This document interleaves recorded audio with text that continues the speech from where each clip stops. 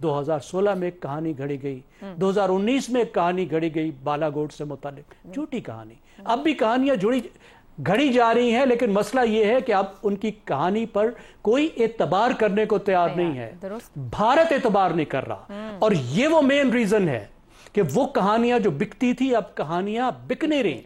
तो अब उनको कोई नई कहानी चाहिए, और नई कहानी अब वो पहले जैसी छोटी कहानी तो नहीं होगी, या उनके पास तो पास का बटन जरूरी नहीं कि दोबारा हो।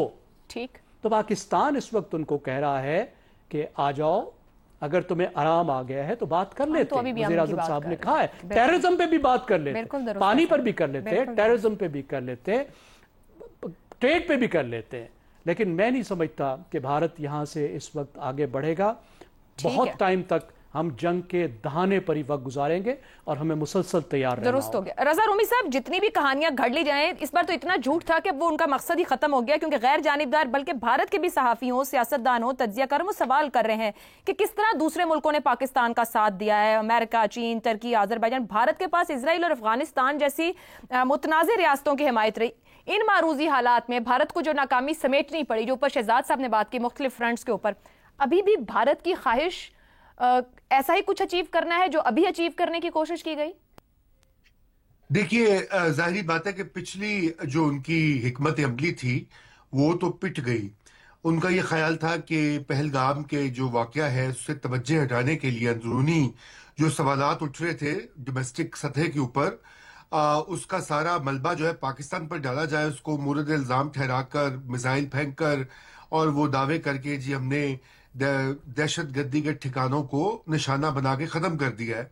अब वो उसमें जो पाकिस्तान का रिस्पॉन्स आया और पाकिस्तान को जितनी कामयाबियां हासिल हुई, टैक्टिकल भी और किसी हद तक स्ट्रेटेजिक भी, उसके बाद से अब हिंदुस्तान को कुछ और करना पड़ेगा। ये बात दुरुस्त है जो भी कही गई है कि ये पॉज है, खुद वो उनकी ऑफिशियल पोजीशन है, और यकीनन ये एक जिसे कहना चाहिए पाकिस्तान के लिए तशवीशनाक बात है, क्योंकि अब दोबारा कभी भी किसी भी इल्ज़ाम या किसी भी बहाने से हिंदुस्तान जो है वो जारियत पाकिस्तान के साथ कर सकता है।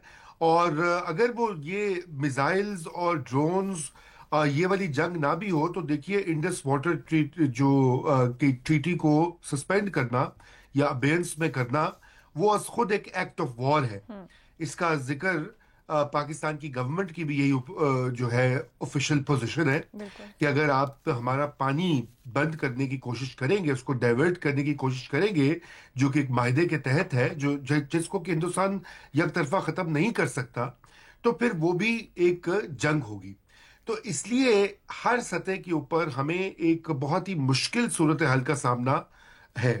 सबसे पहले तो ये कि अगर ये बाकायदा जंग नहीं होती और तो पानी का मसला होता तो उसको भी टैकल करना है, या और तरीकों से जो हिंदुस्तान अब पूरी कोशिश कर रहा है कि पाकिस्तान को डिप्लोमेटिकली आइसोलेट करे। अभी मैं पढ़ा था कि एशियन डेवलपमेंट बैंक ने $800 मिलियन जो है पाकिस्तान के लिए पैकेज मुख्तलिफ मंसूबों का अप्रूव करना था, उसके बोर्ड ने, वहां भी जो उनके डायरेक्टर हैं उन्होंने 1 हफ्ते का कि उसमें ताखीर कर दी है, क्योंकि वहां पर डायरेक्टर्स के पास ये पावर होती है कि आप किसी भी जो मुल्क के साथ इंगेजमेंट है उसको दोबारा से रिव्यू कर सकते हैं। IMF को उन्होंने खत लिखा, FATF के लिए वो दोबारा कोशिश कर रहे हैं। तो हर सतह के ऊपर वो ये काम कर रहे हैं। अब यहाँ पर सवाल ये पैदा होता है कि हमारा क्या, ज़ाहिरी बात है एक तो ये कि हमारा डिफेंस जो है वो बिल्कुल मुस्तैद और चाको चौबंद होना चाहिए, क्योंकि ये कभी भी कुछ भी हो सकता है। और मेरे ख्याल से चाइना की तरफ से भी जो पाकिस्तान को सपोर्ट है वो हिंदुस्तान के लिए एक बहुत बड़ा दर्द सर है, क्योंकि वो इतनी आसानी से अब हमला नहीं करेंगे, क्योंकि जैसे खुद उनके बहुत सारे तज्जियाकार जो है दिफाई, वो ये कहते हैं कि ये आपका मुकाबला सिर्फ पाकिस्तान से नहीं है, पाकिस्तान के अलावा आपका मुकाबला चीन से भी है, क्योंकि चीन बिल्कुल पाकिस्तान के साथ डट के खड़ा है। दुरुस्त हो गया। हमाद गजनवी साहब, भारतीय फौज को नाकामी जो मिली वो मुकम्मल सिफारती नाकामी में भी बदल चुकी है। क्या भारत की बैनुल-अक़वामी साख के जवाल की तरफ भी इशारा है? ऐसी सूरत हाल में भी मोदी साहब मजीद रिस्क या फिर कोई ना कोई और ऐसी एंगेजमेंट करना चाहेंगे?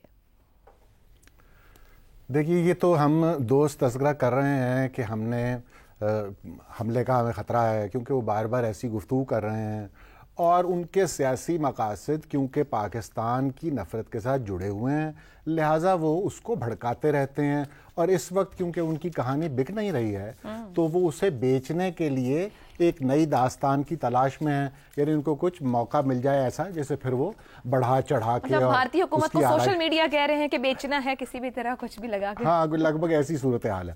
اچھا اب جو لوگ بات کر رہے ہیں، جو ایکسپرٹس ان کے بات کر رہے ہیں، وہ کہہ رہے ہیں جیسے شہزاد صاحب نے بھی تذکرہ کیا تھا کہ کتنا وقت درکار ہے، تو ان کا یہ خیال ہے کہ پاکستان کو مزید تیاری کے لیے یہ سطح سے بھی آگے جانے کے لیے 6 مہینے یا سال کا وقت درکار ہے. یعنی چین اور پاکستان کا جو تعاون ہے جس کی طرف ہم بار بار اشارہ کرتے ہیں، اس کی صورت میں پاکستان اپنی ساری فضائیہ کو ایک سٹیپ اور آگے لے جا سکتا ہے. 6 مہینے سے سال تک درکار ہے کیونکہ اسپلائز کا کھیل ہے. جبکہ دوسری طرف ہندوستان کو 10 سال درکار ہیں تقریباً، یعنی کچھ 5 سے 10 سال لوگ کہہ رہے ہیں 10 سال کی تیاری درکار ہے اگر آپ پاکستان سے کنونشنل وار، یہ جو ایئر سپرمیسی کی بات ہو رہی ہے، اس میں مقابلہ کرنا چاہتے ہیں تو آپ کو 10 سال درکار ہے. تو آپ خود اندازہ لگا لیجئے کہ کیا ہندوستان کو پاکستان پر حملہ کرنے کی ترغیب ہوگی. لیکن کیونکہ یہ ایک سیاسی مسئلہ ہے اس لیے ہمیں یہ اندیشہ لاحق ہوتا ہے. یہ جو پاز والی ہم بات بار بار کرتے ہیں یہ بھی ان کی داخلی سیاست کا مسئلہ ہے، کیونکہ مودی صاحب چاہتے ہیں کہ جنگی جنون برقرار رہے. وہ یہ تو نہیں کہیں گے کہ جنگ ختم ہو گئی تو لہٰذا آپ 9 to 5 اپنی نوکریاں شروع کر دیجئے. وہ کوئی نہ کوئی بات ایسی چاہتے ہیں جس سے جنگی جنون کی وہ سطح رہے ملک میں، جس سے ان کے لوگ جو ہیں وہ ایک خاص حالت میں رہیں دماغی، اور پھر وہ اس کو ٹرانسلیٹ کرنا چاہتے ہیں جو بھی الیکشنز وار آئیں گے اور جو بھی ان کی سیاست ہے اس ملک میں. تو اس لیے ہم کہتے ہیں کہ خطے کا جو مستقبل ہے وہ ہندوستان کے اندر ہندوتوا کے مستقبل سے جڑا ہوا ہے. اگر ہندوتوا وہاں پر کامیاب ہوتا ہے تو یہ خطہ جو ہے اس کا بیلنس نہیں آ سکے گا یہاں پر، کیونکہ انہوں نے تو اسے جوڑ دیا ہے مسلمانوں کی نفرت سے، اور مسلمانوں کا مطلب ہے اس پیکج میں پاکستان بھی شامل ہو جاتا ہے، وہ ووٹ لینے کا ایک طریقہ بن گیا ان کا. اور لہٰذا یہاں پر جب تک ہندوتوا کی حکومت ہے یہ خطہ چین نہیں کر سکتا. ہاں اگر وہ اس کو ذرا زک پہنچے جیسا کہ پہنچی ہے اور وہ ٹرانسلیٹ بھی ہو جائے تو پھر یہ بات تو ہم بار بار کہتے ہیں، اور ہندوستان کے جو طبقات ہیں فکری سطح پر مضبوط وہ تو اس نتیجے تک پہنچ چکے ہیں کہ Pakistan is not a walk in the park. یہ پاکستان سے جنگ وغیرہ یہ کوئی خوش نیتی کی ضرورت نہیں، یہ مصلحت کا تقاضا ہے کہ پاکستان سے جنگ نہ کی جائے. پاکستان کے ساتھ تعلقات ایسے بنائے جائیں کہ خطہ جو ہے وہ ترقی کرے جیسے کہ اب دنیا میں ہوتا ہے، خطے ترقی کرتے ہیں. اور دوسری طرف اگر ہندوستان خود بھی ترقی کرنا چاہتا ہے اور شائننگ انڈیا اور یہ ساری ان کی باتیں آگے چلنی ہیں تو پھر ان کو پاکستان سے تعلقات بہتر بنانا پڑیں گے. یہ طے ہے. درست. چلیں آگے بڑھیں گے، بریک لیں. بریک کے بعد ہم گفتگو کریں گے کہ قوانین موجود ہیں، واضح خطرات ہیں، ساتھ ہی ساتھ اعداد و شمار خوفناک ہیں، تو پھر چائلڈ میرجز کو لے کر اتنا شش و پنج کیوں؟